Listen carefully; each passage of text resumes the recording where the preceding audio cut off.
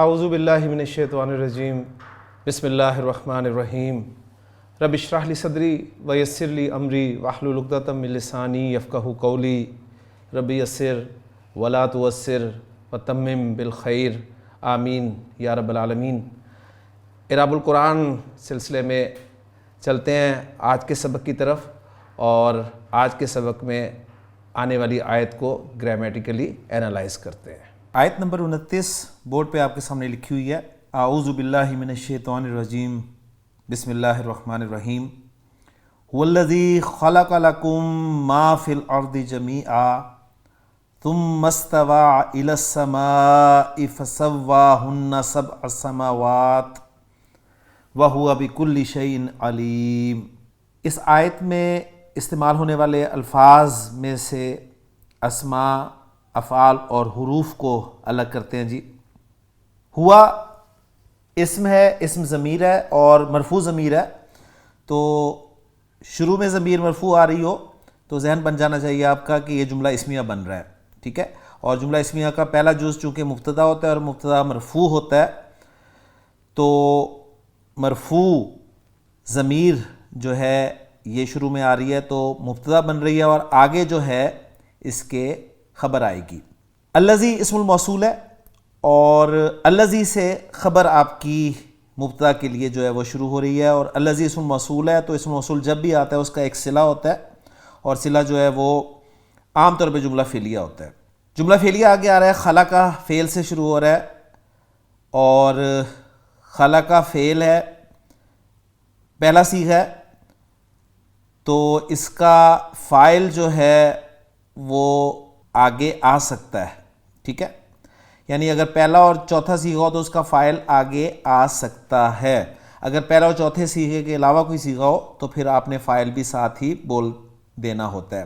تو آگے آپ کو مرفوع کوئی اسم نظر نہیں آ رہا، لہٰذا ہم کہیں گے کہ خلقہ کے اندر ہی اس کا فاعل ہوا جو ہے وہ موجود ہے، اور اسم الموصول کے بعد جب صلہ آتا ہے تو اس صلے میں ایک ضمیر ہونی چاہیے جو آیت کا کام دے، تو خلقہ کے اندر جو ہوا کی ضمیر ہے وہی آیت کا کام دے رہی ہے جو الذی کی طرف لوٹ رہی ہے۔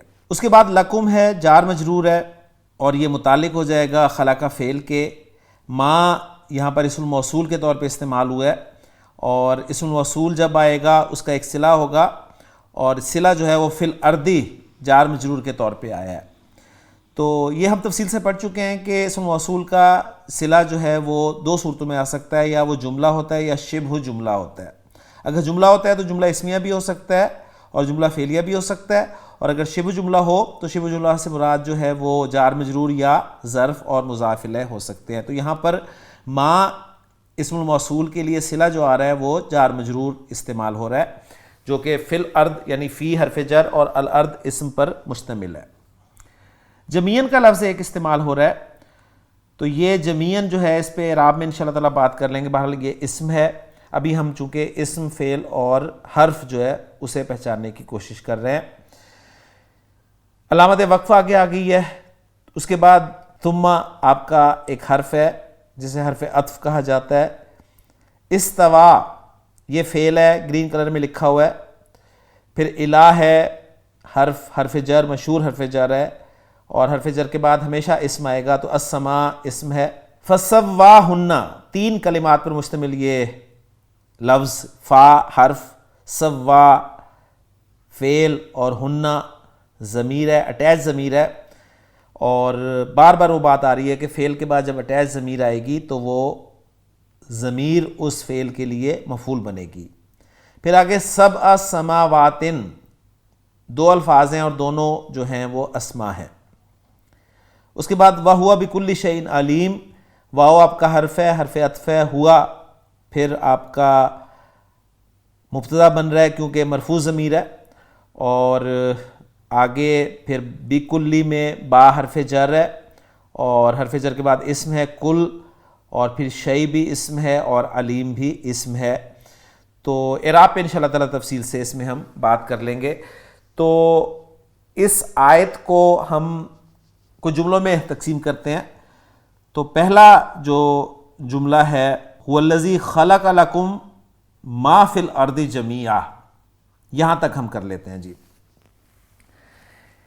اس جملے میں کوئی ایسا لفظ نہیں ہے جسے ہم تفصیل سے پڑھ سکیں سوائے ایک لفظ کے جو کہ جمیعاً کا لفظ ہے.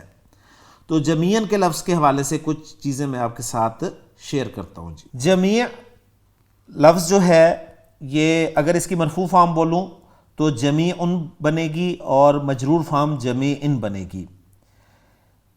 جمیع فعیل کا وزن ہے اور یہ جو فعیل کا وزن ہے آپ جانتے ہیں کہ یہ یا تو اسم الفاعل کے معنی میں استعمال ہوتا ہے یا اسم المفعول کے معنی میں استعمال ہوتا ہے. ٹھیک ہے, یعنی دونوں معنی میں یہ استعمال ہو سکتا ہے. جیسے اس کی ایک ایگزامپل جو ہے رحیم, یعنی فعیل کے وزن پہ ہے رحیم, اس کے معنی رحم کرنے والا یعنی اسم الفاعل کے معنی میں استعمال ہوا ہے. اور رجیم یعنی فعیل کے وزن پر ہی رجیم جو ہے یہ اسم المفعول کے معنی میں استعمال ہوا ہے یعنی مرجوم, رجم کیا ہوا. تو جمیع یہ فعیل کے وزن پر لفظ ہے اور اس کے معنی جو ہیں وہ حسب موقع یعنی اسم الفاعل کے بھی ہو سکتے ہیں اور اسم المفعول کے بھی ہو سکتے ہیں. پہلے ذرا اس کے معنی پر ہم غور کر لیں. ثلاثی مجرد میں یہ مادہ جیم میم عین سے با فتح یفتح سے استعمال ہوتا ہے. جمع یجمع جمعن با فتح یفتح سے. ٹھیک ہے, اور اس کے معنی ہوتے ہیں جی اکٹھا کرنا. ٹھیک ہے, کوئی الگ الگ افراد ہیں یا اشیاء ہیں یا صفات ہیں ان کو اکٹھا کرنا, یعنی بلکہ جمع کرنا کے معنی میں اردو میں زیادہ پہچانا جا سکتا ہے. اب اس اعتبار سے فعیل کے وزن پہ جب یہ لفظ آ گیا تو اس کا اسم الفاعل کے معنی میں جب ترجمہ کریں گے تو جامع کا لفظ بنے گا یعنی جمع کرنے والا, اکٹھا کرنے والا. اور اگر اسم مفعول کے معنی میں سے ہم لے کے جائیں گے تو مفعول کے وزن پہ یعنی اسم مفعول کے وزن پہ یہ لفظ بنے گا مجموع. مجموع کے معنی پھر کیا ہوں گے, یعنی مجموع کے معنی ہوں گے جمع کیا ہوا. ٹھیک ہے, یعنی جامع کے معنی کیا ہم کر سکتے ہیں, اشیاء یا صفات کو اکٹھا کرنے والا, اور مجموع کے معنی ہم کیا کر سکتے ہیں جس میں کچھ اشیاء یا صفات جمع کر دی گئی ہوں. ٹھیک ہو گیا. جمیع لفظ میں سب کے سب, سارے, سب کچھ, پورے کا پورا ایک ساتھ کا مفہوم ہوتا ہے. ٹھیک ہے, اس لیے اس کا ترجمہ جو ہے وہ آپ دیکھیں گے کہ اسی انداز میں کیا جاتا ہے. اچھا, اب یہ لفظ جو ہے جمیع کا لفظ یہ یا تو تاکید کے لیے استعمال ہوتا ہے, یعنی تاکید میں کس سینس میں کہہ رہا ہوں, تاکید اس سینس میں کہہ رہا ہوں کہ یہ جو ہم نے توابع کا ٹاپک پڑھا ہوا ہے نا اپنے بیسک لیکچرز میں, توابع کیا ہیں, یعنی توابع وہ اسماء ہوتے ہیں جن کا اپنا کوئی اعراب نہیں ہوتا بلکہ وہ اعراب میں مطبوع کو فالو کرتے ہیں. توابع تابع کی جمع ہے. ٹھیک ہے نا, اس میں صفت ایک تابع ہوتا ہے یعنی صفت کا اپنا کوئی اعراب نہیں ہوتا, جو اعراب موصوف کا ہوتا ہے وہی صفت کا ہوتا ہے. اسی طرح معطوف اس کا اپنا کوئی اعراب نہیں ہوتا, جو اعراب معطوف علیہ کا ہوتا ہے وہی معطوف کا ہوتا ہے. اسی طرح بدل اس کا اپنا کوئی اعراب نہیں ہوتا, بدل وہی اعراب لیتا ہے جو مبدل منہو کا اعراب ہوتا ہے. توابع میں چوتھی چیز ہے تاکید. تاکید کا بھی اپنا کوئی اعراب نہیں ہوتا, تاکید کا بھی وہی اعراب ہوتا ہے جو موقت کا اعراب ہوتا ہے یعنی جس کی تاکید بیان کی جائے. تو یہ لفظ جو ہے تاکید کے طور پہ بھی استعمال ہوتا ہے, لیکن تاکید کے طور پہ جب استعمال ہو تو اس کے ساتھ پھر ایک ضمیر بھی ملی ہونی چاہیے جو کہ موقت کے مطابق ہوتی ہے. مثلا میں کہتا ہوں کہ قرأت الکتابہ, میں نے کتاب کو پڑھا, جمیعہ, ٹھیک ہے, یعنی یہ کل کے مقابلے میں لفظ بولا جاتا ہے. کل کے مقابلے میں سے مراد ہے کل کے برابر کا ایک لفظ ہے, یہ کل کے برابر کا ایک لفظ ہے جمیع. ٹھیک ہے, تو جس طرح عربی زبان میں کہا جاتا ہے نا قرأت الکتاب کلہ, اسی طرح عربی زبان میں یہ بھی کہا جا سکتا ہے قرأت الکتاب جمیعہ. تو اگر یہ تاکید کے طور پہ استعمال ہو تو اس کے ساتھ ایک ضمیر ہونی چاہیے, لیکن یہاں پر آپ دیکھیں گے کہ ضمیر کے ساتھ استعمال نہیں ہوا تو یہ یہاں پر حال کے طور پہ استعمال ہوا ہے. ٹھیک ہے, یہاں پر یہ حال کے طور پر استعمال ہوا ہے۔ تو هو الذی خلق لکم ما فی الارض جمیعا۔ اب یہاں سے ہم اس کا پورے جملے کا اعراب بھی دیکھ لیتے ہیں جی۔ ہوا مبتدا جیسے کہ میں عرض کر چکا ہوں پہلے، اور آگے اس کی خبر آ رہی ہے جو کہ الذی اسم موصول سے شروع ہو رہی ہے۔ اسم موصول جب بھی آئے گا اس کا صلہ ہوگا جو کہ خلق لکم ما فی الارض جمیعا تک چلے گا۔ اس کے بعد خلق فعل آ گیا اور اسی میں اس کا فاعل ہوا کی صورت میں موجود ہے کہ اس نے پیدا کیا۔ اس نے کیا پیدا کیا؟ آگے مفعول چاہیے، تو جو مفعول ہے وہ ما فی الارض ہے، یعنی اسم موصول ما سے لے کر فی الارض جمیعاً تک ہم اسے خلقہ کا مفعول مان لیں گے، ٹھیک ہے۔ اب ما اسم موصول ہو گیا، اس کے بعد فی الارض اس کا صلہ ہو گیا، اور یہ جمیعاً جو منصوب آیا ہے یا یہ ما کے حال کے لیے استعمال ہوا ہے، ٹھیک ہو گیا۔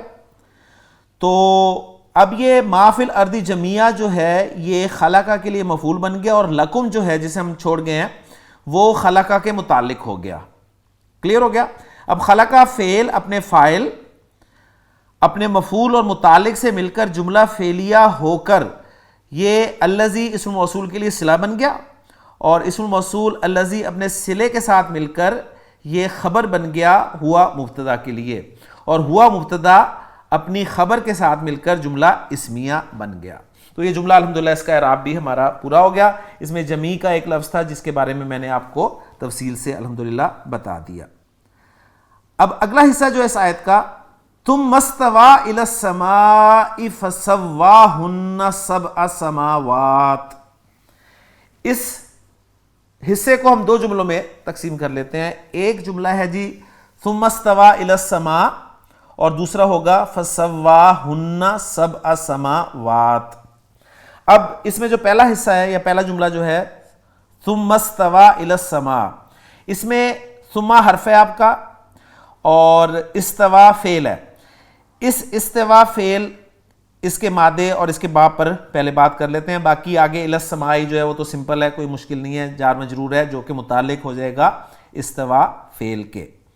تو استوا فعل اس کا مادہ اور اس کا باب کون سا ہے اسے دیکھ لیتے ہیں جی۔ استوا فعل اس کا مادہ ہے جی سین واو یا مادہ ہے، اور جب یہ مادہ ثلاثی مجرد باب سین سے استعمال ہوتا ہے تو نارمل بنتا ہے، اصلی بنتا ہے سویہ یسویو، اور چینجز کے بعد سویہ تو ویسے کا ویسا ہی رہتا ہے، لیکن یسویو جو ہے اس میں ناقص کا قاعدہ اپلائی ہوتا ہے، اور ویسے یہ مادے کے اعتبار سے اگر ہم اسے دیکھیں تو یہ غیر صحیح فعل کی قسم لفیف ہے، ٹھیک ہے۔ لفیف ہم کس غیر صحیح فعل کو کہتے ہیں؟ لفیف ہم اس غیر صحیح فعل کو کہتے ہیں جس میں دو حروف علت پائے جائیں۔ تو یہاں پر آپ دیکھ رہے ہیں دو حروف علت ہیں واو اور یا، اور یہ دونوں حروف علت ساتھ ساتھ ہیں، تو اس لیے ہم اسے لفیف مقرون کہیں گے، لفیف مقرون۔ اور ہم یہ بھی جانتے ہیں کہ لفیف مقرون جو ہے وہ اجوف اور ناقص کا مجموعہ ہوتا ہے، اور یہ بھی جانتے ہیں کہ اس میں اجوف کے رولز اپلائی نہیں ہوتے، صرف ناقص کے رولز اپلائی ہوتے ہیں۔ دیکھیں نا سویہ میں اگر ہم اجوف کا رول اپلائی کرتے تو حرف علت متحرک ما قبل فتح ہے تو ہم اسے الف میں تبدیل کر دیتے تو یہ سایہ بن جاتا، لیکن ایسا کچھ نہیں ہوا، یہ سویہ ہی رہا۔ اور یسویو اس میں ہم نے واو کی حرکت جو ہے پیچھے سین کو ٹرانسفر نہیں کی، ورنہ پھر اجوف کا قاعدہ اپلائی کرنا پڑتا۔ اجوف کا قاعدہ لفیف میں اپلائی یعنی لفیف مقرون میں اپلائی ہوتا ہی نہیں ہے، تو اس لیے صرف ناقص کا قاعدہ اپلائی ہوا، اور وہ کیا ہے کہ حرف علت پہ حرکت ہے اور پیچھے زبر ہے، فتحہ ہے، تو ہم نے حرف علت کو الف میں تبدیل کر دیا۔ اگر واو ہوتا حرف علت تو پورے الف میں لکھتے، یہاں پر چونکہ واو نہیں یا ہے تو اسے ہم نے الف مکسورہ کی صورت میں لکھ دیا، تو یہ سویہ یسوا بن گیا، سواءً اس کا مصدر ہے، اور یہ لفظ ہم پڑھ چکے ہیں سورۃ البقرہ کے شروع میں۔ اس کے معنی کیا ہیں؟ جس کے معنی ہے طول و عرض یا قدر و قیمت میں برابر ہونا، یعنی برابر ہونا کے معنی میں یہ استعمال ہوتا ہے، اور درمیان میں ہونا اس کے معنی ہو سکتے ہیں، اور وہی ریفرنس دیا ہے اسی آیت کا کہ سواء علیہم انذرتہم ام لم تنذرہم، برابر ہے ان پر خواہ آپ خبردار کریں ان کو یا آپ خبردار نہ کریں ان کو۔ سواء مصدر کے علاوہ اسم ذات بھی ہے، کسی چیز کا درمیان یا وسط، ٹھیک ہو گیا. تو یہ مزید ڈیٹیل ہے, آپ اس مادے میں دیکھ سکتے ہیں. ہمارا متعلقہ لفظ جو ہے وہ باب تفعیل سے بھی نہیں ہے, باب مفعلہ سے بھی نہیں ہے, بلکہ باب افتعال سے ہے. تو ہم ڈائریکٹ باب افتعال پہ دیکھتے ہیں جی. سین واو یا مادہ جب باب افتعال میں جائے گا, افتعل یفتعلو کے وزن پر یہ بن جائے گا جی نارمل استوا یا یستویو, استواین اس کا مصدر بنے گا. اور پھر جب ہم اس پہ قواعد اپلائی کریں گے تو یہ بن جائے گا جی ماضی استوا, مضارع یستوی اور مصدر استواءن. اور یہ بار بار بات آ چکی ہے کہ مصدر میں الف کے بعد جب یا ہوتی ہے یا واو ہوتی ہے تو اس کو ہم حمزہ میں تبدیل کر دیتے ہیں. اس کے معنی کیا ہوں گے؟ اس کے معنی ہوں گے دو چیزوں کا باہم برابر ہونا, دو چیزوں کا باہم برابر ہونا ایک معنی. دوسرے معنی کسی طرف متوجہ ہونا, ارادہ کرنا. اور ان معنی میں اس مفہوم کے لیے الی کی پریپوزیشن استعمال ہوتی ہے. ٹھیک ہے, جیسے کہ آپ دیکھیں گے اس آیت میں ثم استوى الی السماء. ٹھیک ہے, تو متوجہ ہونا, ارادہ کرنا الی کی پریپوزیشن کے ساتھ استعمال ہوگا تو ان معنی میں آئے گا. تیسرے معنی اس کے ہیں غالبانہ, متمکن ہونا, اور اس مفہوم کے لیے الی کی پریپوزیشن کے ساتھ استعمال ہوتا ہے. ٹھیک ہو گیا. اور ایگزامپلس تینوں کی یعنی تینوں مفہوموں کی دی ہوئی ہیں خان صاحب نے بڑی خوبصورت. یعنی پہلا مفہوم جو تھا دو چیزوں کا باہم برابر ہونا, تو اس کے لیے ایگزامپل سورہ رعد سے دی ہے انہوں نے کہ حل یستوی الاعمی والبصیر, کیا اندھا اور بصیرت والا یعنی اندھا اور دیکھنے والا برابر ہوتا ہے. اور جب یہ متوجہ ہونا, ارادہ کرنا الی کی پریپوزیشن کے ساتھ استعمال ہوتا ہے ان معنی میں, تو اس کی ایگزامپل دی ہے ثم استوى الی السماء وہی دخان, سورہ حامیم السجدہ کی آیت کا ریفرنس دیا. اور متمکن ہونا, غالب ہونا کے معنی میں جب آتا ہے تو الی کی پریپوزیشن کے ساتھ استعمال ہوتا ہے. اس کے لیے سورۃ الفرقان کی آیت کا ریفرنس دیا ہے ثم استوى علی العرش, پھر وہ متمکن ہوا عرش پر. تو ہمارے اس ٹیکسٹ میں یہ استعمال ہوا ہے جی ثم استوى الی السماء, یعنی پھر وہ آسمانوں کی طرف متوجہ ہوا. یعنی آسمانوں ترجمہ میں کیوں کر رہا ہوں, السماء کو میں جمع کے معنی میں لے رہا ہوں کیونکہ ال میں آپ کو پتہ ہے جمع کا مفہوم بھی ہوتا ہے. ثم حرف عطف ہے آپ کا, استوا فعل ہو گیا اور فاعل بھی اس کے اندر ہوا کی ضمیر ہے, اور الی السماء جار مجرور متعلق ہو گیا استوا فعل کے. اس کے بعد پھر ہے فسواہن سبع السماوات. اب سوا جو ہے یہ بھی سین واو یا مادے سے ہی بنا ہے اور یہ باب تفعیل کا ہے.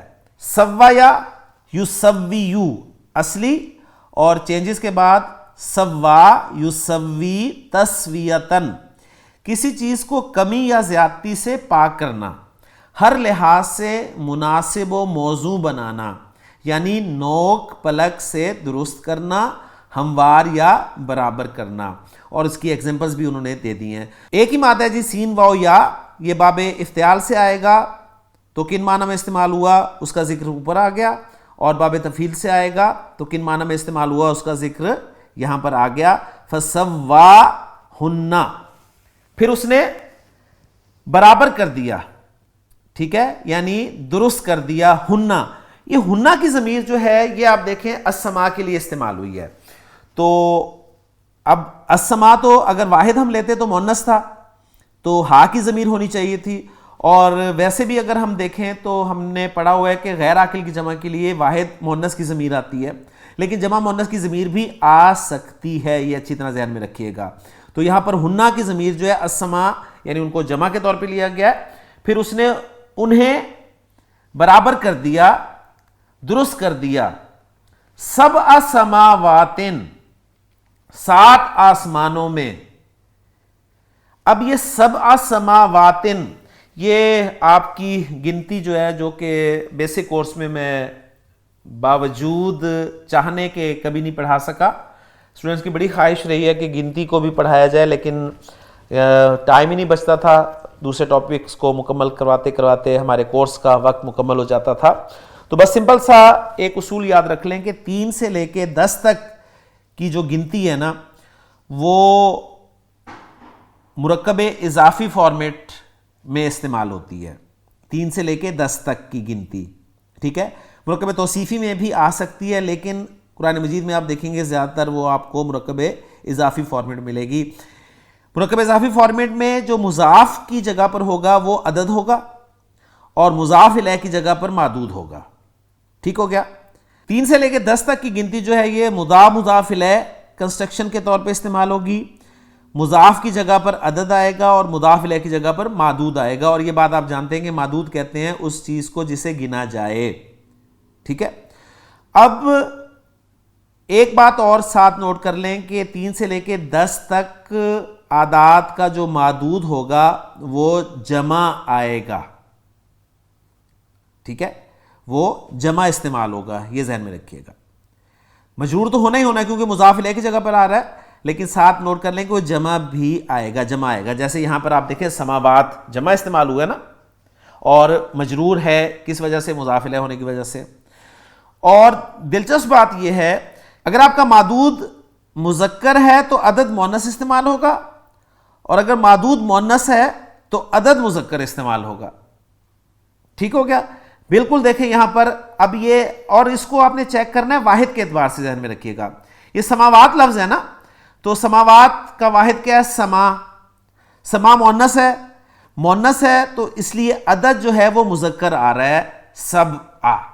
ٹھیک ہے. اب یہ مفعول ہے اس لیے منصوب آیا ہے. اگر اسے میں مرفوع فارم میں رکھوں تو یہ سبع سماوات بنتا. ٹھیک ہو گیا.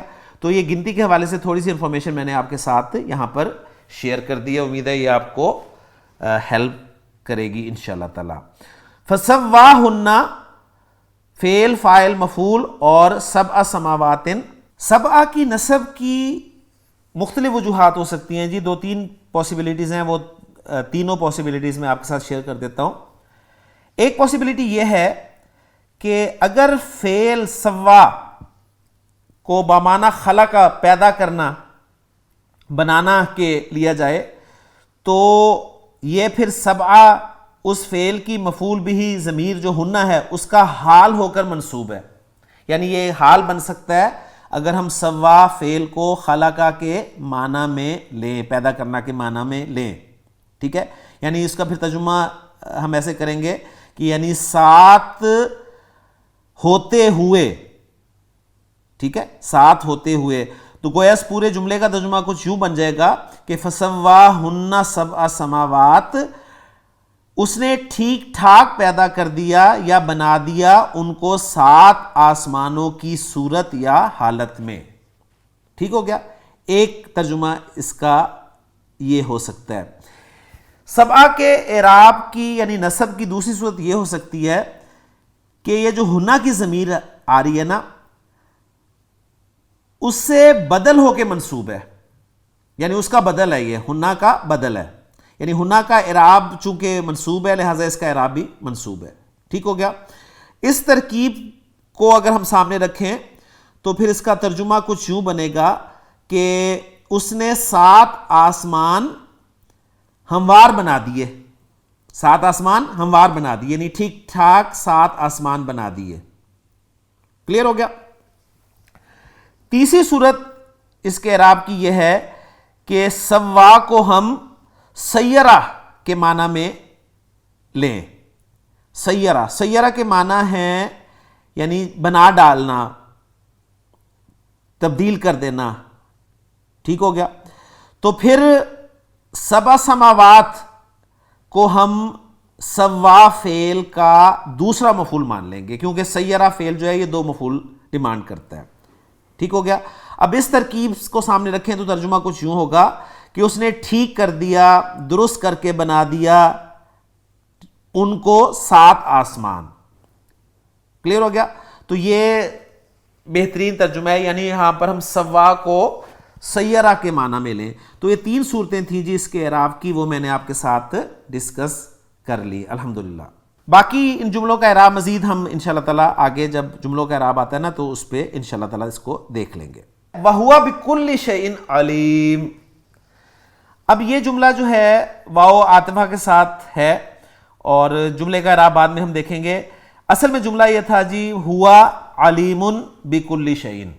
یعنی ہوا مبتدا، علیم اس کی خبر، اور بکل شیء جو ہے یہ جار مجرور متعلق علیم کے ہو گیا. اور یہ ہم پڑھ چکے ہیں کہ جار مجرور جو ہے یہ 8 چیزوں میں سے کسی نہ کسی ایک کے متعلق ہوتا ہے. تو یہاں پر علیم جو ہے یہ صفت مشبہ ہے، اور یہ بکل شیء جو ہے یہ علیم صفت مشبہ کے متعلق ہے. تو اصل جملہ تھا ہوا علیم بکل شیء، لیکن پھر بکل شیء کو علیم پر مقدم کر دیا گیا.